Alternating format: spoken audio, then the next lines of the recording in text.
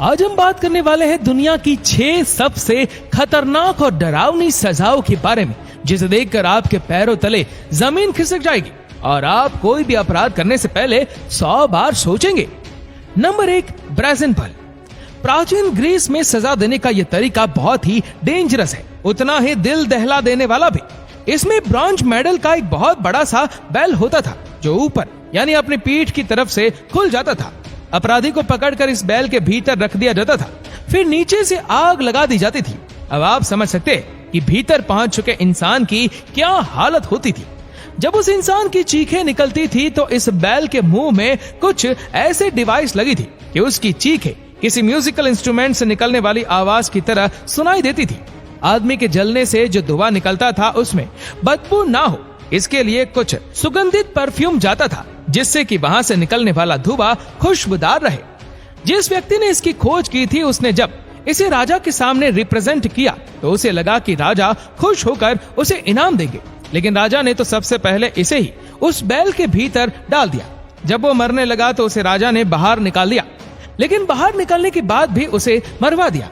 ऐसे ब्रॉन्ज या Sicilian ball भी कहते हैं। एक जंग के दौरान प्राचीन ग्रीक का राजा हार गया, फिर उन्होंने हारे हुए राजा को भी ब्राज़न बल की सजा दी। Number 2, red torture.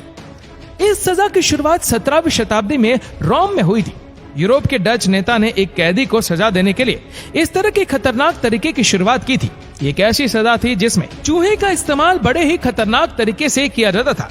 अपराधी को बेंच पर लेटाकर उसके हाथ पांव बांध दिए जाते थे और फिर उसके शरीर के ऊपर एक लोहे का पिंजरा रख दिया जाता था। लोहे के एक पिंजरे में एक चूहा मौजूद होता था और पिंजरे के ऊपर जलती हुई आग का एक बर्तन रख दिया जाता था, जिसकी वजह से पिंजरा गर्म होता था और चूहे को गर्मी लगती थी। ऐसी सिचुएशन में चूहा पिंजरे से निकलकर भागने के लिए आदमी के शरीर को ही कुतरना शुरू कर देता था। एलिजाबेथ ड्यूक की रोमन कैथोलिक नामक राइटर ने यह आरोप लगाया कि टावर ऑफ लंदन के नीचे थेम्स पूरी तरह से अंधेरा कमरा है। बारिश के दिनों में जब नदी का पानी ऊपर आता है तो चूहे भागकर इसी कमरे में आ जाते हैं। कैदियों को सजा देने के लिए इसी कमरे में बांध दिया जाता था। बाद में कैदियों से सच उगलवाने के लिए भी इस तकनीक का इस्तेमाल किया जाता था। चूहों द्वारा कुतर कर मारे जाने के भयानक सजा से डरकर अक्सर अपराधी झूठ बोलने की हिम्मत नहीं कर पाता था। Number 3, iron chair torture. ऐसे अपराधी जो अपराध करने के बाद अपना गुनाह छुपा ले जाते हैं और उनसे पूछताछ के लिए इस आयरन चेयर या चाइनीज चेयर का इस्तेमाल किया जाता था। देने का यह तरीका डेंजरस है, उतना ही अमाननीय भी। ये एक ऐसी कुर्सी थी जिसमें बैठने के साथ साथ पीछे टिक कर बैठ जाने की बीच वाली जगह हाथ रखने की जगह पर नुकीले लॉक वाली पीतल की कीलें लगी थी, जिनका साइज छोटा और बड़ा रखा गया था। जब किसी व्यक्ति को पूछताछ के लिए गिरफ्तार करके लाया जाता था तो उसे इसी चेयर पर बैठा दिया जाता था। इसके बाद नीचे से आग लगा दी जाती, खिले गर्म होती और उस आदमी के शरीर को पकाना शुरू कर देती। उसे तब तक बैठा कर रखते थे जब तक कि वो सच्चाई ना बता दे। अगर वो व्यक्ति निर्दोष होता था तो उसे छोड़ भी दिया जाता था। लेकिन आप समझ सकते हैं, ऐसी एक चेयर में 500 से लेकर 1500 सीटें होती है और बैठने के बाद किसी का जिंदा बच पाना बहुत मुश्किल है। Number 4, crushed under an elephant. इस सजा को सबके सामने दिया जाता था। इसमें प्रशिक्षित हाथी हुआ करते थे जो इशारा मिलते ही गुनहगार को अपने पैरों तले कुचल देते थे। सजा देने का यह तरीका दक्षिण एशिया में श्रीलंका, भारत, इंडोनेशिया जैसे देशों में यूज किया जाता था।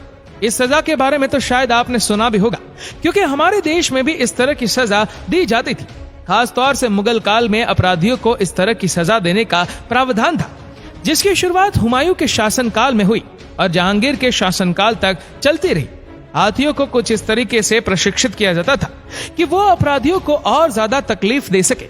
सन 1305 दिल्ली के एक सुल्तान ने युद्ध में पकड़े गए मंगोल कैदियों को हाथियों के नीचे कुचलकर मरवा दिया था और इसे उसने एक मनोरंजन के खेल की तरह आयोजित किया था। इसके बाद इस सजा का जिक्र 17वीं शताब्दी में आता है, जब मराठा अंपायर में अन्ना दत्तू नाम का एक आदमी हुआ करता था, जिसने संभाजी को भी धोखा दिया था। उसने शिवाजी महाराज की हत्या की साजिश रची थी। शिवाजी महाराज की दूसरी पत्नी अपने बेटे के साथ रायराबाई किले में बहराजी नाई के साथ बंद थी। ये जानकारी संभाजी महाराज से छुपाई गई थी। बाद में जब बात सामने आई तो दत्तू ने इस बात की सारी जवाबदेही संभाजी महाराज पर ही डाल दी। बार बार इस तरह की घटनाओं के सामने आने के बाद संभाजी महाराज ने अन्नादत्तु को हाथी के नीचे कुचलकर मार देने का आदेश दिया। धरती पर पाए जाने वाले सभी प्राणियों में हाथी ही सबसे ज्यादा भारी भरकम और ताकतवर होता है। इसे अपने साथ रखना तो स्टेटस सिंबल की तरह लिया जाता है। राजा महाराजा अक्सर हाथियों को इसी भाव से पालते थे। Number 5, milk and honey scaphism. दोस्तों, इस सजा पर्शियन अंपायर में 5वीं शताब्दी में दी जाती थी। इस सजा में एक नाव में अपराधी को लेटा दिया जाता था और उसके ऊपर से दूसरी नाव ढक दी जाती थी। अपराधी का सिर बाहर होता था, इसी के साथ ही उसके दोनों हाथ पांव भी बाहर होते थे और ऊपर वाली नाव अपराधी के ऊपर रख दी जाती थी। ऐसा इसलिए किया जा रहा था कि अपराधी निकलकर भाग ना जाए। उसे सूरज की रोशनी में रखा जाता था। इसके बाद अपराधी के शरीर के ऊपर शहद और दूध मिलाकर गिराया जाता था, जिससे उसके शरीर पर मिठास चिपक जाती थी और साथ ही उसे शहद और दूध भी पिलाया जाता था, जिसकी वजह से उसके शरीर से मिठास की गंध फैलने लगती है और कीड़े मकोड़े उसकी तरफ अट्रैक्ट होते हैं। ये मक्खियां, कीड़े मकोड़े और चूहे गुनहगार को घेर कर उसके शरीर को खाना शुरू कर देते हैं। इस तरह उस व्यक्ति को कई हफ्तों तक दूध और शहद का घोल पिलाकर जिंदा रखा जाता था। इस सजा के बारे में आज से 950 साल पुराने एक किताब प्लूटोथ लाइफ ऑफ आर्थाजेट्स में मिलता है। मिथ्रेडिस को भी ये सजा मिली और वो इस तरह के दौरान 17 दिनों तक सरवाइव कर पाया और आखिरकार उसकी मौत हो गई। उसकी मौत ब्लड में पॉइजन आ जाने से बताई गई। उसके ब्लड में ये पॉइजन कीड़ों की वजह से आया था।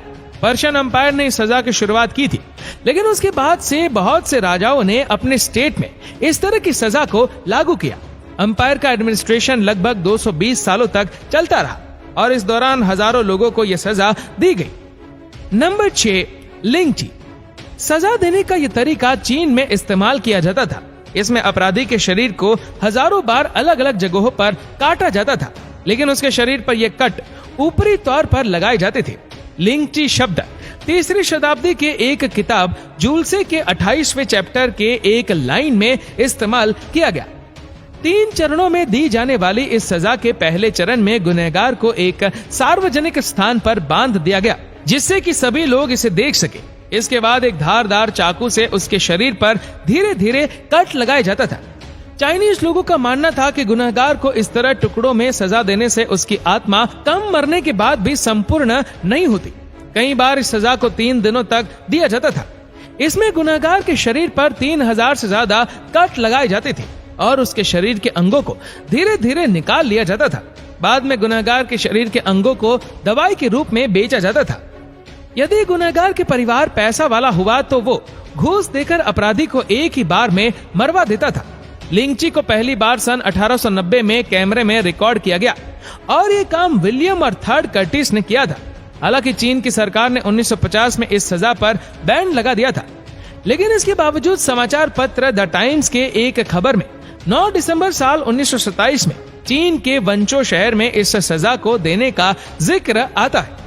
दोस्तों, कानून की किताब में अगर इंसानियत के लिए दरवाजे खुले हो तो सजा व्यक्ति के द्वारा किए गए अपराध के अकॉर्डिंग की जाती है, लेकिन जब सजा का पैमाना मनमाफिक हो तो थोड़े से अपराध के लिए भी दी जाने वाली सजा इंसानियत की सारी सीमाएं क्रॉस कर जाती है। तो ये थी कुछ ऐसी सजाएं जो राजा महाराजा चाइना, अफ्रीका, भारत जैसे देशों में दुनिया के अलग अलग हिस्सों में चूहों और हाथियों के साथ साथ जानवरों के जरिए अपराधियों को सजा दिलवाया करते थे। आपको इनमें से कौन सी सजा सबसे डरावनी और खतरनाक लगी, हमें नीचे कमेंट करके जरूर बताएगा। और इस वीडियो को आप अपने तक सीमित ना रखें, जितना हो सके इस वीडियो को शेयर करें फेसबुक पर, व्हाट्सएप पर, यूट्यूब पर। और ऐसे ही और भी इंटरेस्टिंग वीडियोस को यूट्यूब पर देखने के लिए नीचे कमेंट सेक्शन में लिंक दी गई है, जिसके ऊपर क्लिक करके हमारी चैनल को आप सब्सक्राइब करें और बेल आइकन दबाएं, ताकि हमारे हर लेटेस्ट वीडियो की अपडेट्स आपको मिलती रहे सबसे पहले। और आप हमारे फेसबुक पेज को फॉलो करना मत भूलना। धन्यवाद।